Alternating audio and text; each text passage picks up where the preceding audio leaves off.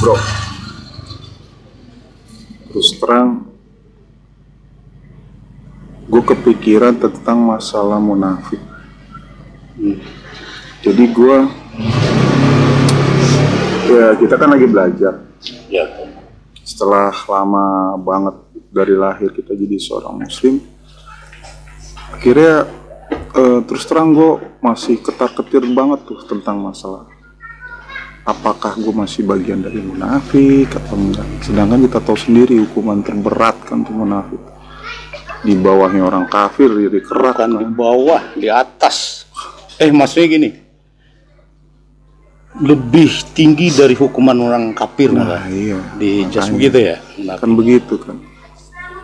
Kalau munafik kan kita tahu lah apa artinya munafik tuh. Munafik itu ya tidak mengakui gitu ya.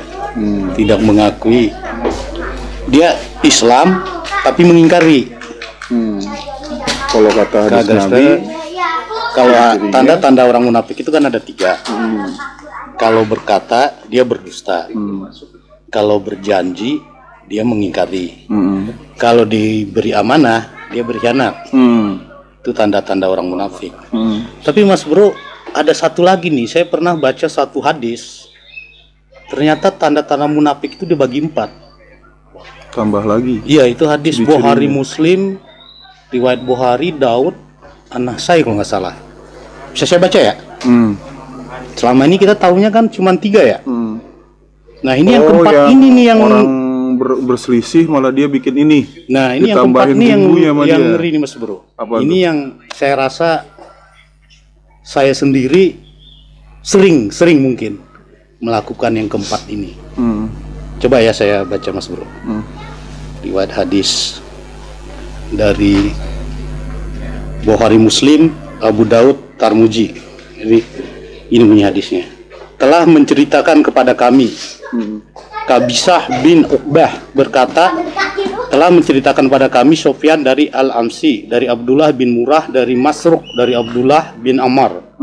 Berkata Rasulullah Shallallahu Alaihi Wasallam bersabda, ada 4 perkara yang barang siapa 4 perkara ini terdapat pada dirinya secara lengkap, maka dia itulah orang yang munafik sesungguhnya. Munafik sesungguhnya Mas Bro. Dan barang siapa yang terdapat padanya 1 perkara sifat saja, maka ia termasuk munafik juga, hingga ditinggalkan sifat yang 1 ini. 4 perkara itu ialah: 1. Apabila ia dipercaya, ia berkhianat. 2. Apabila berkata, ia berdusta. 3. Apabila berjanji, ia ingkar. Nah, yang 3 ini mungkin kita masih bisa hindari lah, karena jelas sekali ya. Apaan, gue juga masih ada. Intinya ya jelas sekali gitu. Masih tahu lah kita itu. Ini yang keempat nih. Apabila berdebat, dia melampaui batas. Ini hadis riwayat Bukhari Muslim, Abu Daud, Tirmidzi dan Al-Nasai. Jadi para ulama menafsirkan yang berdebat 4 ini, ulama aja yang keilmuannya, yang sudah kita tahu ilmu tentang agamanya, sangat menjauhi sekali dalam hal berdebat ini. Apalagi kita yang bodoh, hukumannya besar sekali. Nah ini yang saya rasa yang sering saya lakukan. Ya bukan itu sih, kalau diri saya malah saya menganggapnya dusta masih ada, khianat ya masih ada. Ya tapi kan yang itu masih bisa kita lacak lah, kita jelas banget. Tapi kalau berdebat ini kita kan enggak. Karena debat di sini kata para ulama bukan berdebat masalah agama saja. Ternyata ada sebagian ulama mendefinisikan debat di sini ya secara umum gitu. Bahkan begini Pak Riston, saya tuh sampai nyari referensinya, bahkan di zaman Nabi pun sahabat tuh ketakutan dengan sifat munafik ini ya. Iya, dicontohnya gini nih, saya dapat nih referensinya nih. Referensinya itu persis kayak gini loh. Ada suatu hadis, itu hadis riwayat Muslim nomor 2750.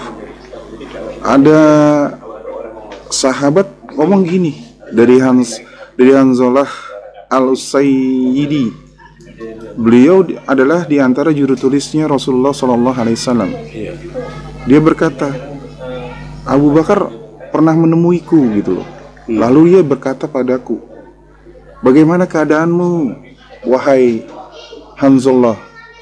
Aku menjawab, Hanzalah kini telah menjadi munafik. Itu sahabat Nabi. Abu Bakar berkata, subhanallah, apa yang kau katakan gitu. Aku menjawab, si Hanzalah menjawab gini, kami jika berada di sisi Rasulullah SAW, kami teringat neraka dan surga gitu. Sampai-sampai kami seperti melihatnya di hadapan kami. Begitu perasaannya para sahabat ketika dekat Rasulullah gitu. Namun ketika kami keluar dari majelisnya Rasulullah Sallallahu Alaihi Wasallam dan kami bergaul dengan istri dan anak-anak kami, sibuk dengan berbagai urusan, kami pun jadi banyak lupa. Abu Bakar pun langsung menjawab, kami juga begitu. Abu Bakar radhiyallahu an masih seperti itu.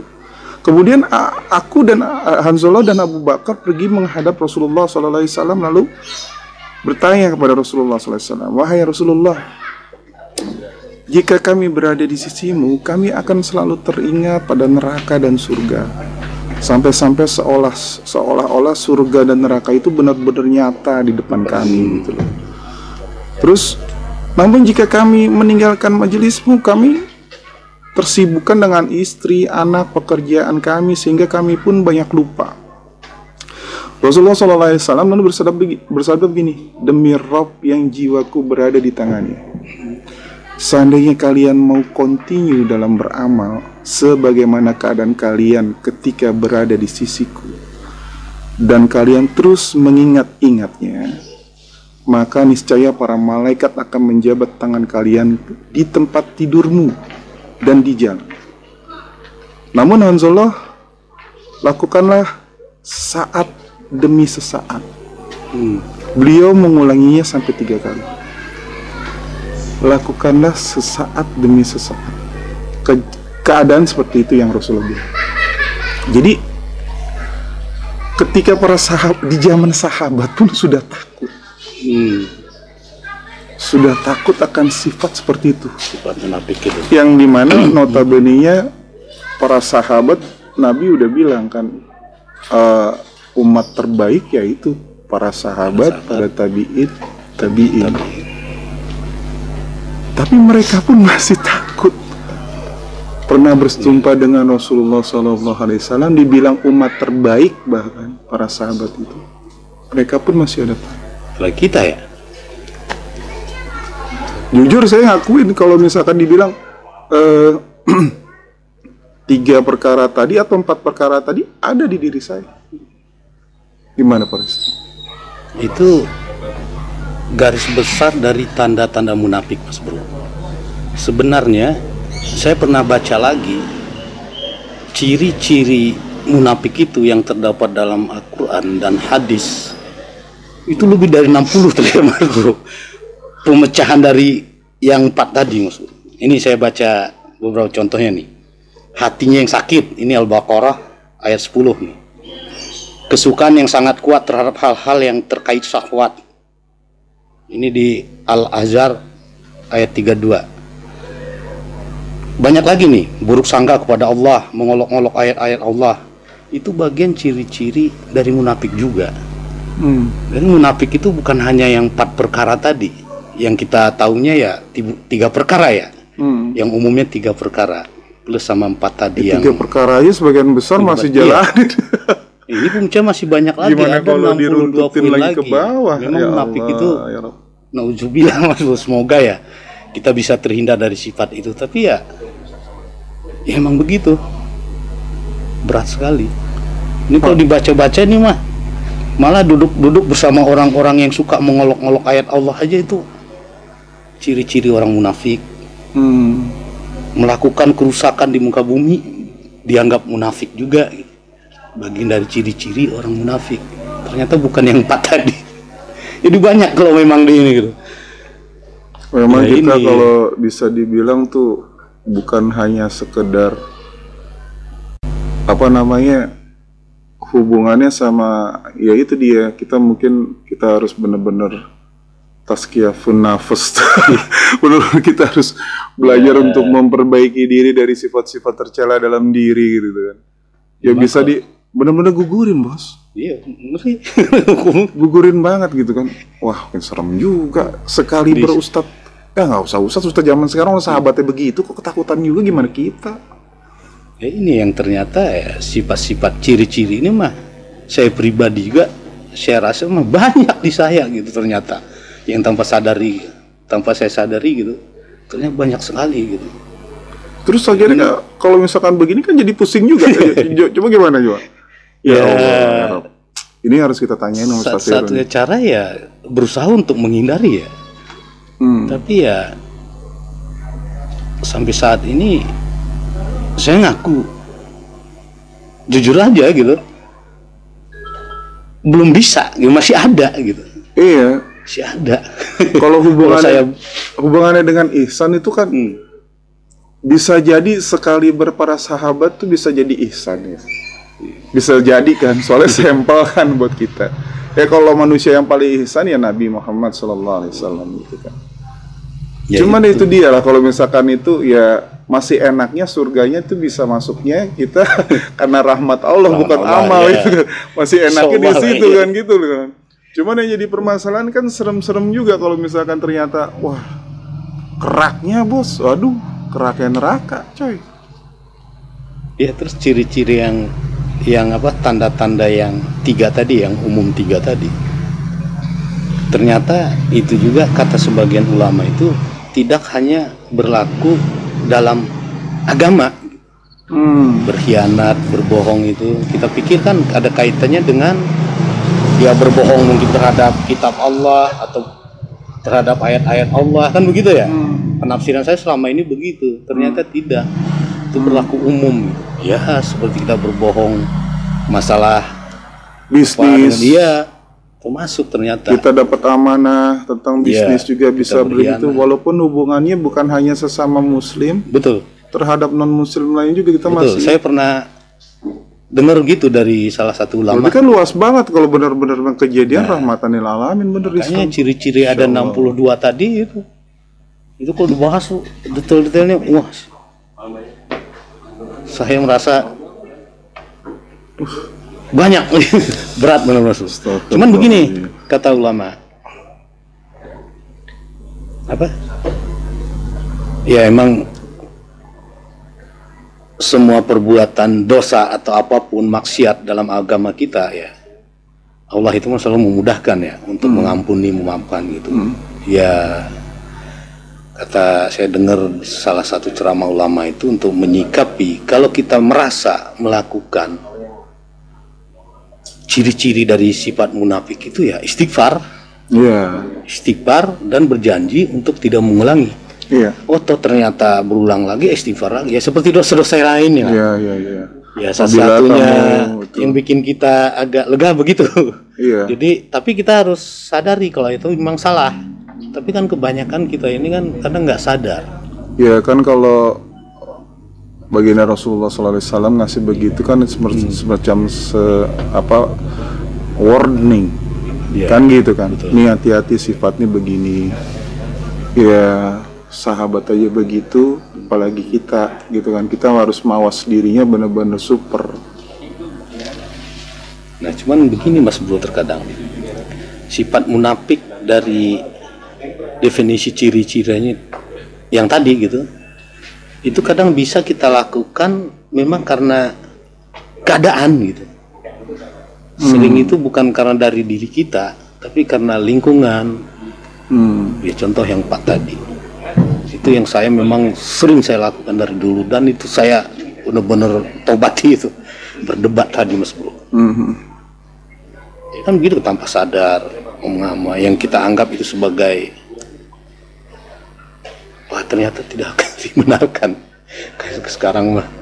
Ya kalau debat mungkin ya yang jelas sih bisa jadi kita coba nanti tanyakanlah sama sumber-sumber kita nanti. Ya lebih detailnya gitu gimana hukumnya gitu, ya, yang paling penting payungnya tadi tuh kalau emang kita melakukan, kita harus mawas diri terhadap sifat-sifat yang sudah dikasih tahu oleh baginda Nabi Muhammad SAW. Setelah memang kita sadari ada di dalam diri kita, ya paling kita banyak-banyak istighfar, selalu berbuat kebaikan. Setelah berbuat kesalahan, istighfar, berbuat lagi, istighfar lagi. Mau gimana? Itu yang bisa kita lakukan gitu. Iya. Cuma memang kita harus yakin ya Rahman Rahimnya Allah lah, ya. Terus Ghafurur Rahimnya Allah. Karena kita yakin itu ya, makanya kita selalu beristighfar gitu. Iya. Soalnya terus terang saya juga bingung, maksudnya mau ngebahas gimana, mentok ke sana kena juga saya, mentok ke sini juga kena, kanan kiri kena juga gitu kan. Nah, ini juga bisa, ya ini kita perlu tanyakan juga ke Pak Ustadz. Sejak saya baca mempelajari tentang munafik itu, nah yang kayak kita begini nih, ini kita bagian dari belajar atau kita membahas sesuatu yang memang kita tidak paham ilmunya, itu kan bisa disebut munafik juga. Ini agak ngeri sedap ya, juga lah. Cuman kalau kita mungkin karena kita ini bertanya, nanti ada Ustadz yang menjelaskan ya, ya mungkin itulah ya, beda, masuk dalam itulah. Kita kan memang mungkin tahu tentang masalah itu dan mungkin tahu juga tentang hadis yang 3 itu. Cuma permasalahannya di sini kan hal-hal yang kayak gini tuh tanpa kita sadarin, kita harus emang kita ingetin. Ya. Kita ngomong kayak gini tanpa kita sadari juga sebenarnya berkaca tentang diri sendiri sih.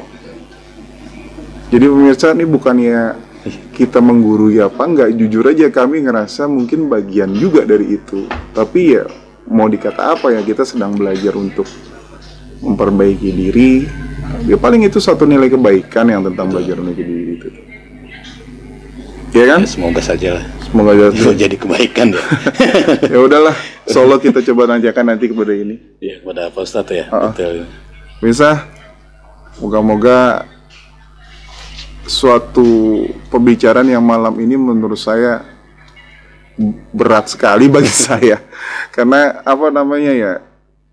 mungkin saya masih jadi bagian itu. Agak sedikit sedih sekali, agak sedikit, bukan sedikit lagi ya, sedikit banyak sekali perasaan yang udah semrawut di dada saya dan pikiran saya. Mungkin saya coba kami akan arahkan pembicaraan ini nanti insya Allah kepada narasumber kami, yang semoga kita diberikan jawaban dari itu, yang akhirnya kita bisa minimal semangat ada lagi untuk berjuang sampai dengan akhir hayat, tetap di jalan Allah. Terima kasih atas perhatiannya. Doakan kami, perjuangan kami bisa terus berlanjut. Tolong bantu kami dengan subscribe, like, share, dan jangan lupa notifikasi untuk itu. Terima kasih. Assalamualaikum warahmatullahi wabarakatuh. Waalaikumsalam warahmatullahi wabarakatuh.